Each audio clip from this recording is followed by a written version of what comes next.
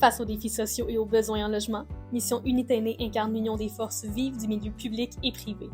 À travers ce projet novateur, Saint-Hyacinthe devient le théâtre de collaboration qui place l'humain au cœur de ses priorités. Bonjour, je suis avec Caroline Soriol, directrice générale de Mission Unité Aînée. Bonjour Caroline. Bonjour. Ça va bien? Oui, merci. Ma première question, c'est on est très fiers de voir cette construction-là à Saint-Hyacinthe de 100 unités d'habitation. Pourquoi que Mission Unité Aînée a choisi Saint-Hyacinthe pour s'établir? En fait, notre projet, c'était de construire 10 bâtiments de 100 unités un peu partout dans la province, dans les villes où il y avait le plus fort besoin. Donc, on avait fait une étude démographique qui identifiait Saint-Hyacinthe comme une des villes où il y avait beaucoup d'aînés à très faible revenu. Et puis, un jour d'octobre 2023, on a envoyé une lettre à 30 municipalités et on a dit premier arrivé, premier servi, et Saint-Hyacinthe était parmi les 5 premières. Alors, le leadership de Saint-Hyacinthe a été très important dans le choix de venir ici. Je me rappelle, parce que j'avais reçu le courriel, puis j'ai rapidement relayé ça à ma directrice générale. J'étais à l'extérieur de la ville et on vous a rencontré, je pense, même pas un mois plus tard pour avancer ça. Ah, je pense que c'était une semaine, là, avec Mme Frigon, oui, effectivement. Ça a été très rapide, puis on en est vraiment fiers, puis on vous en remercie énormément. C'est quoi la plus grande fierté de construire des logements abordables pour des personnes défavorisées?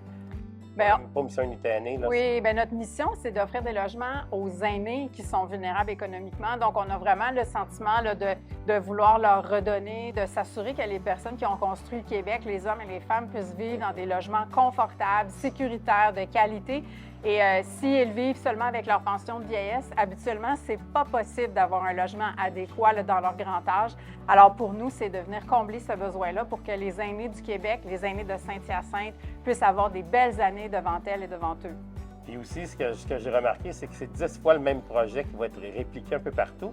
Vous avez des partenariats avec plusieurs entreprises, plusieurs fournisseurs, ce qui fait que ça permet de réduire les coûts. Ça doit être une grande fierté pour vous, pas juste une grande fierté, mais une grande réussite d'avoir pu aller chercher tous ces partenaires-là et de les impliquer dans votre projet. Absolument. Le concept, en fait, c'était d'en construire 10 identiques, comme vous le dites, mais justement, la semaine dernière, on a annoncé avec Mme Duranceau 11 bâtiments pour le prix de 10.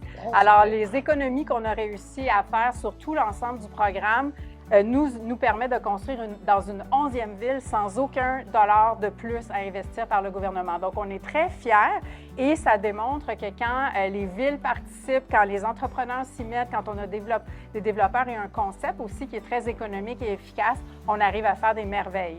Bien, je me rappelle que vous aviez des demandes avec Saint-Hyacinthe de vous trouver un terrain rapidement. On a vraiment répondu vite à vos demandes, puis on a un endroit qui est vraiment idéal, je pense, pour construire. Il y a des commerces autour, il y a les transports en commun. C'est vraiment bien. J'imagine que ça pesait dans la balance pour que vous veniez à Saint-Hyacinthe aussi. Puis sans rien enlever aux autres villes, ça fait partie des terrains les plus intéressants qu'on a parce que ça permet de requalifier un terrain là, qui était la médiathèque auparavant. Puis on le sait qu'il va y avoir un autre bâtiment juste à côté avec Habitation Masca. Et entre les deux, la Ville s'est engagée à créer un espace vert. Donc, ça va vraiment être tout un complexe, tout un endroit agréable. En plus des logements, il va y avoir aussi tout l'environnement qui est fait grâce au leadership de la Ville de Saint-Hyacinthe. Merci. C'est très, très gentil de votre part. Vous venez d'en parler un peu, mais ça va avoir un impact pour les gens qui vont résider ici. Le fait d'avoir un espace vert, c'est vraiment merveilleux, tant qu'à moi. Là. Oui, certainement. Puis avec l'autre bâtiment qui va être juste à côté, avec l'autre projet aussi que vous avez, bien, ça va aussi permettre d'avoir une intergénérationnalité. Donc, c'est vraiment une vision que vous avez eue de développement pour le quartier ici, puis on est très fiers d'en faire partie. Éventuellement, cette bâtisse-là va être cédée par la Ville à Habitation Masca qui va la gérer. D'ailleurs, la plupart des logements sont déjà réservés par des gens qui ont très, très hâte de venir y résider. Et l'autre bâtiment à côté est aussi construit par Habitation Masca.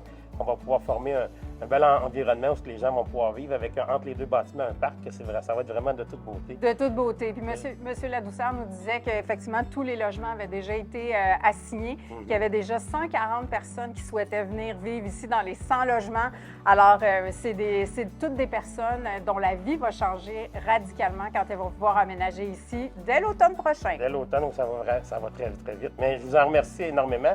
Puis en terminant, peut-être que ça va donner le goût à d'autres entrepreneurs ou à d'autres gens de faire des projets comme Mission Unité Aînée. Puis Mission Unité Aînée, je vous souhaite d'en réaliser d'autres à l'intérieur du Québec. Puis peut-être éventuellement un deuxième à Saint-Hyacinthe. Merci beaucoup, Mme Soriol. Ça a été très agréable de faire cette entrevue avec vous. Merci de m'avoir invité. Merci. Au revoir.